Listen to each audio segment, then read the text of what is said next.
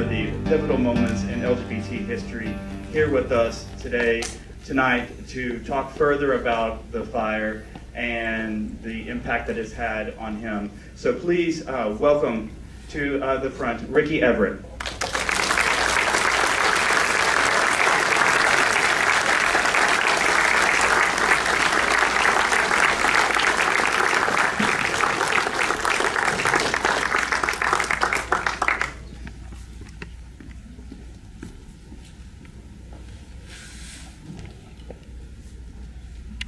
Ricky, once again, it's an honor. Thank you for trusting me with your story and helping to, in my efforts to remember your friends and to remember this reaction to the community and help future generations learn from it. So thank you very much.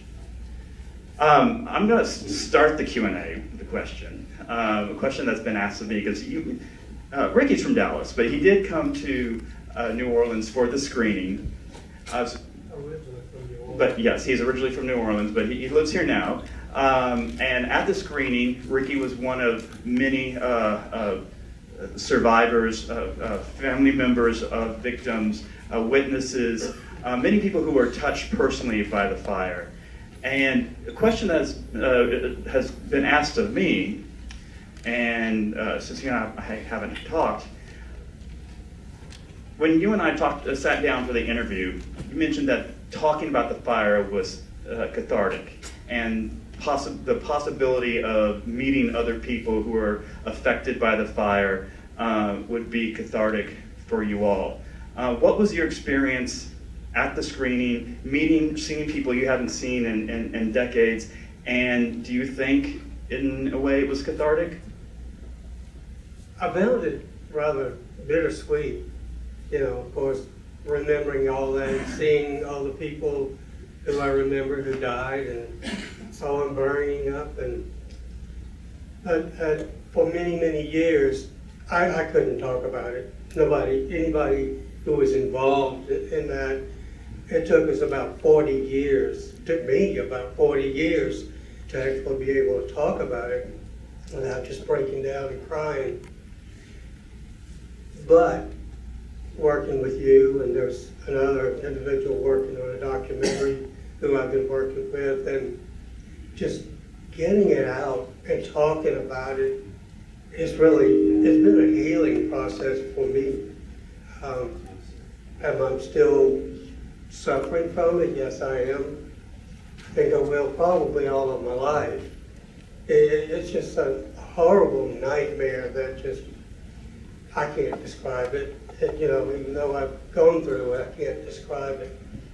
After the fire, like it was pointed out in the documentary, that after the fire, it was like months afterward, when I would go to sleep at night, I would just start dreaming, and I'd see those people that I saw burning up in the fire, and it was rough, let me tell you.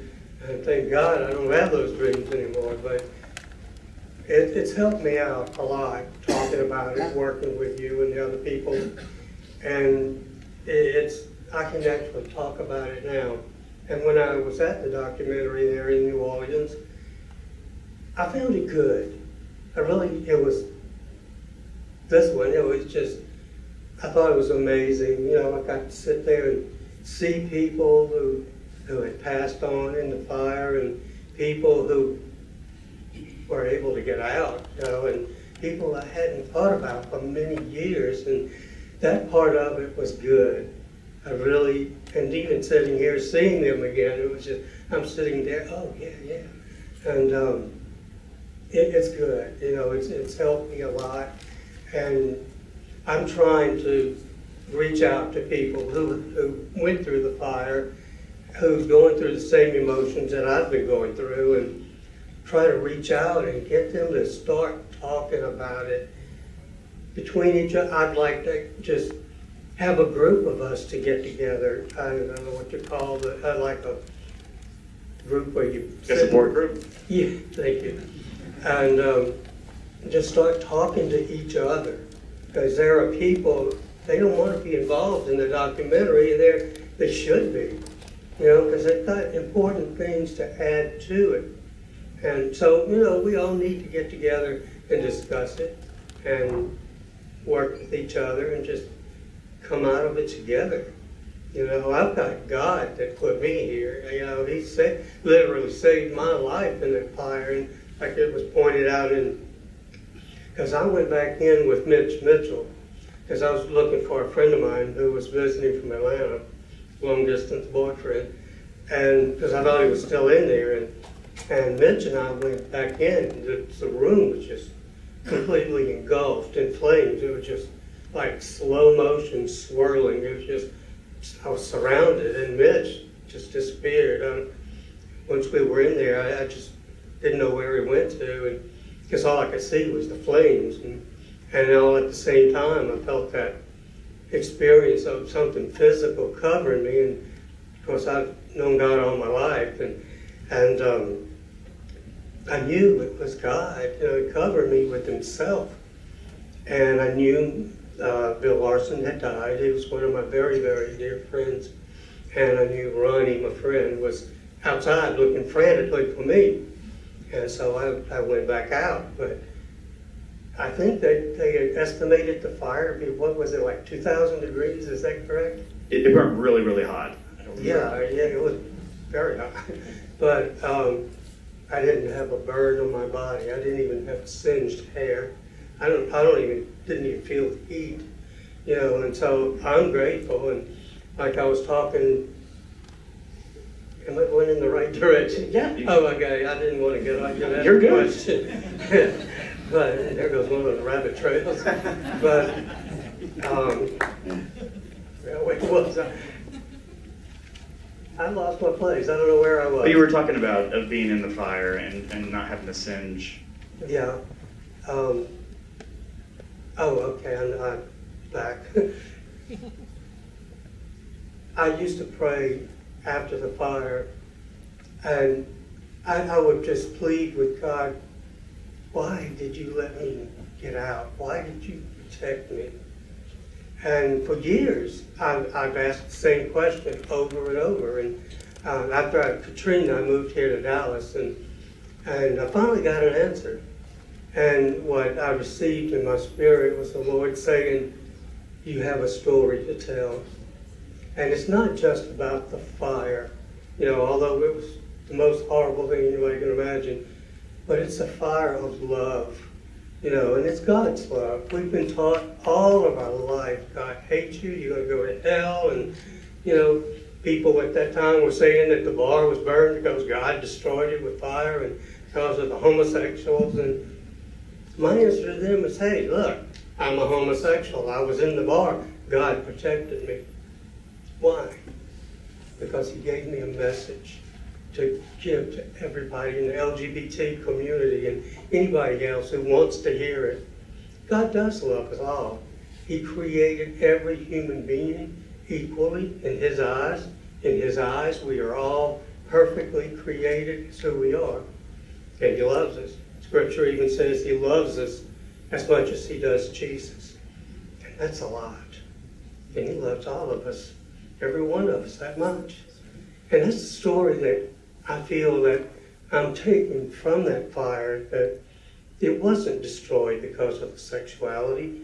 It was just a crazy man who was angry and drunk, wanted to get even, And like it was saying, and I believe too, I don't think he planned it and wanted to kill anybody. And somebody asked me not long ago, can you forgive him for that? I looked at him, I said, I already have. And I do, I really forgive him. And that's the way we all have to be. And forgive all those people in New Orleans that said all the bad things and did all the bad things at that time, They didn't know what they were doing or saying. We're humans, we're people, just like they are, with feelings. And anyway. Thank you. Open up, yes, absolutely.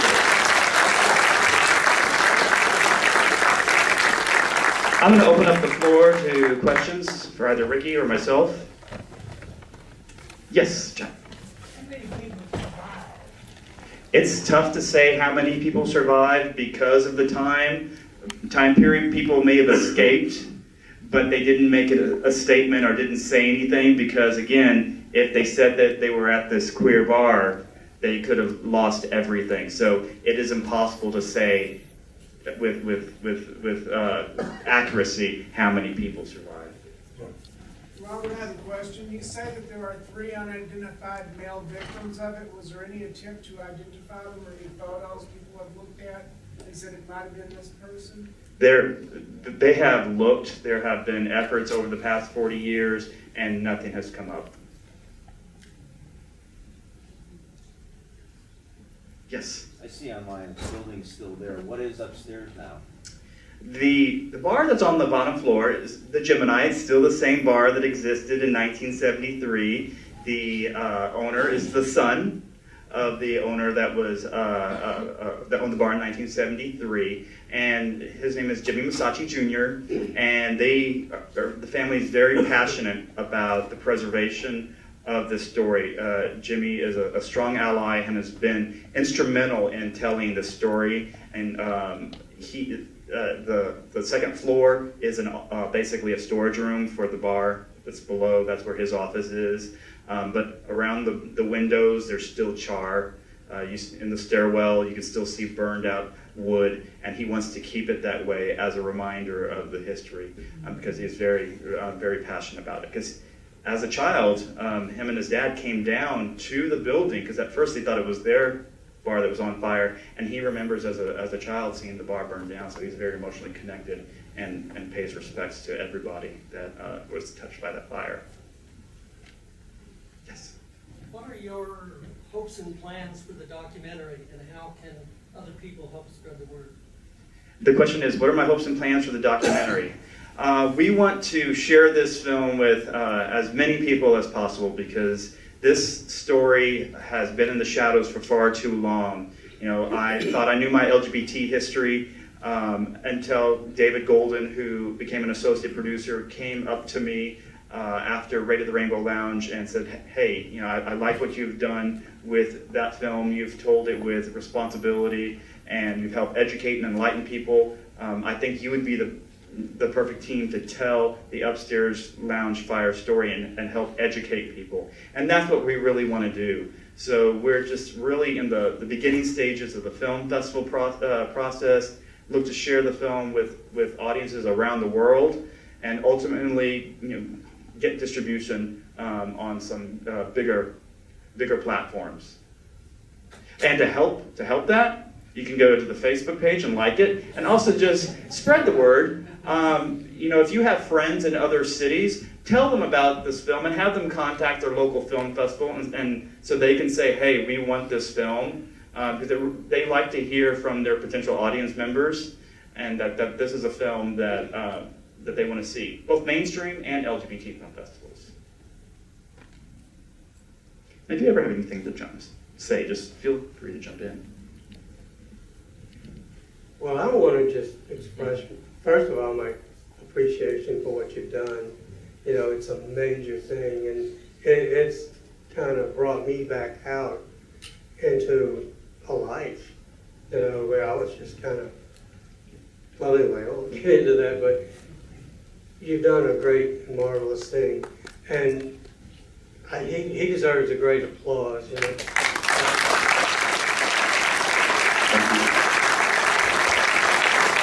But you need to applaud yourself. I applaud you for being here, because you're loving people, you're caring about what happened in our community and the people's lives who were affected by that fire. And I just want to thank you. I appreciate you being here tonight. I have a quick question for you, Ricky. One of the favorite moments in the film that I've seen as I've traveled across the country is when you talk about the Nelly dramas. What was your experience like that? If you can elaborate a little bit more than we talked about in the film. If you could talk a little bit about Nelly dramas. Well, they were fun. Of course, you know, they were all old-fashioned melodramas, which is all melodrama. That Betty McIntyre would write for the script. You know, you'd saw her picture and her husband. And it was just a fun thing that we were doing. I don't know who thought of the idea, but we had several different plays that we did, and I was a part of it, and I loved it. And we would have the same people who would come back every weekend, same crowd. They learned the script. They would sit there. I mean, they would throw the popcorn at the villain, you know, and they learned the script. And so when we went to go deliver that punchline, the audience would just all of a sudden so we wound up having to do a lot of ad-libbing to try to throw them off, and that's where all the fun came in, because the audience was trying to outdo us. And I don't know who won that, and what closed it was, oh God, Betty and her husband, they had been out of town for quite a while, and they came in, we didn't know they were there, and they were sitting there watching, and we were just totally off script. And all of a sudden, Betty just got very temperamental and stood up. I wrote this stuff, and I'm not going to say the words she used, but I wrote this stuff, and I don't have to sit here and listen to it. She got up and walked out, and some little queen back in the back said, well, if she wrote it and doesn't want it, he walked out. And all of a sudden, everybody, we were just standing there on stage like, what just happened? But they were fun. We had a lot of fun with it, and it was just a lot of fun. Well, I have a special surprise. Karen Bartlett, you here? Ricky? Karen Bartlett back there is Bunny's granddaughter. And sitting next to him, Devin, is her great-grandson. Oh, wow.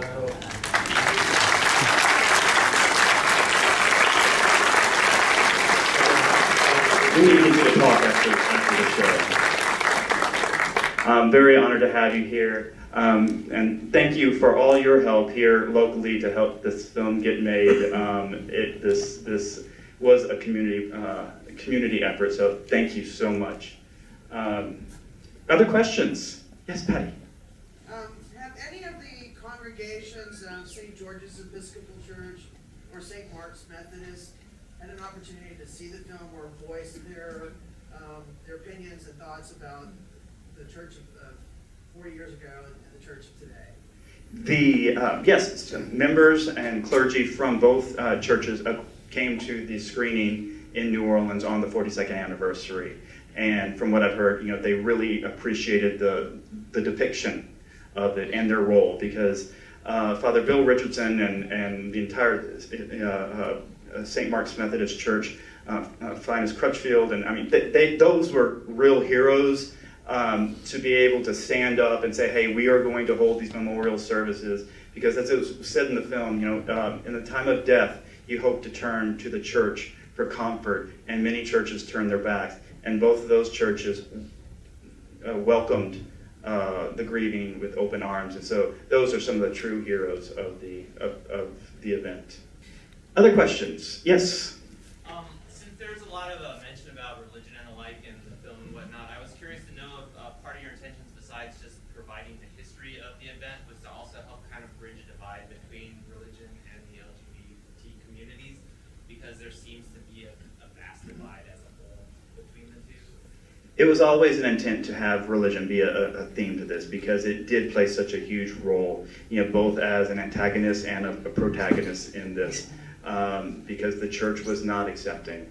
And it's been a journey, and Troy Perry started that with the Metropolitan Community Church as an affirming church and welcoming people, and so that was the founding of the church in New Orleans. Ricky, I believe you were one of the founding members of the congregation. It really helped open the doors and show that God does love you, even though you are gay or lesbian, transgender. So it was always a goal of mine to help educate people and, like you said, bridge that gap and understanding with religion, that religion and the LGBT community can coexist. Can I throw something Sure. in here? Kind of backing up a little bit before the fire, I'm not sure how long it was, but I had a conversation with Bill Larson at church, and I told him, I said, Bill, I don't know what it is, but feel like for some reason you're not going to be in the pulpit much longer. And I don't remember what he said, but anyway, at the day of the fire, he, a couple other people, and I had lunch together at the church down in the French Quarter and at a nice place. And while the four of us were sitting at the table, I looked at Bill just right dead in the eyes, and I said, Bill, I said, for some reason, I just feel like you're going to die. And he looked right back at me. He said, I know it. And anyway, with that, talking about the religion, I don't want to say religion, it's experience with God. It's totally different from religion. But, God has all kinds of angels with different positions and responsibilities, and one of them are observing angels. What they're supposed to do, I'm not sure, I don't know too much about it, but the day of the fire, before the fire happened, there was a little bar downstairs on Charter Street, Gertrude's. I don't know if you knew about it, but it had a picture window overlooking the street and a table, and a friend of mine and a friend of his were sitting there having a cocktail. And you could see through the window down to the corner across the street from the upstairs. And they saw this man. They said, well, Gil, the friend of mine, was telling me sometimes after the fire, they saw this most incredibly beautiful man that they couldn't even describe. And they were just so curious about him. They put the drinks down, started walking down to the corner to talk to him. I don't know what their intentions were, but they were just drawn to him. And as they were walking, they had their eyes just dead set on the man. And all of a sudden, like Gil was telling me, all of a sudden, he wasn't there. And he said they didn't walk away because they were watching him. It just wasn't there anymore. I believe that's one of the observing angels. And, I feel in my heart that if God sent angels to surround the place, God knew what was going to happen. He gives us our own free will. He can't stop us because it go against His word. And He had these angels there. He had a reason. He knew it was going to happen, just couldn't stop it. And when He sat there in heaven, and all the creation, all the beings that He's created, angels and creatures that are in heaven, they all sat there and watched God's perfected creation being burned and suffering.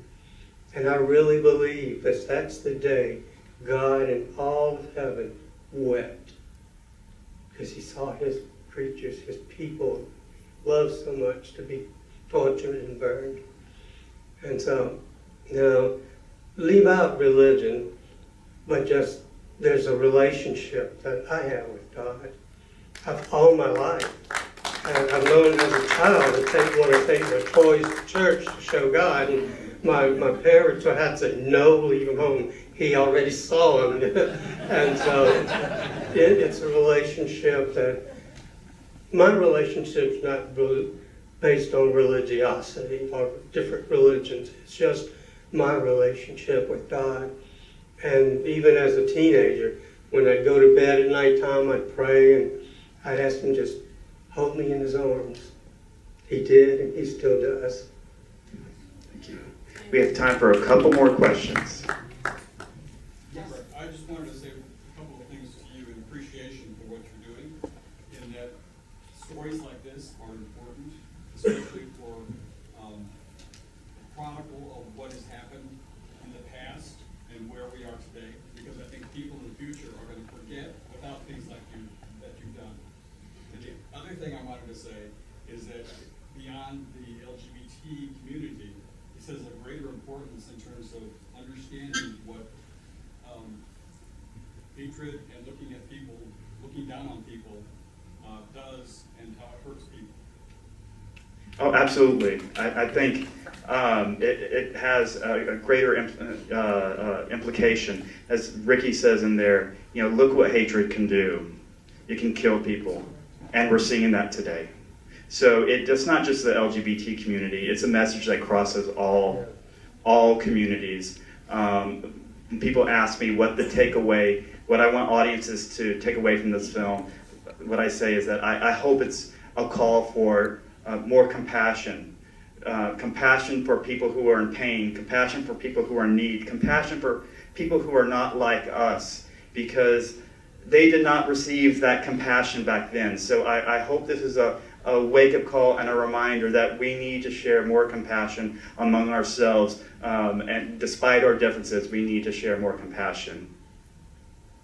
So thank you for the comment about LGBT history. It's been an honor to tell this story. I believe that we have come a long way in very recent years in our effort for LGBT equality, and we risk losing our history. And if we don't tell our history, who will? So it has been a great honor to present this story and pass on to future generations. Thank you, Robert.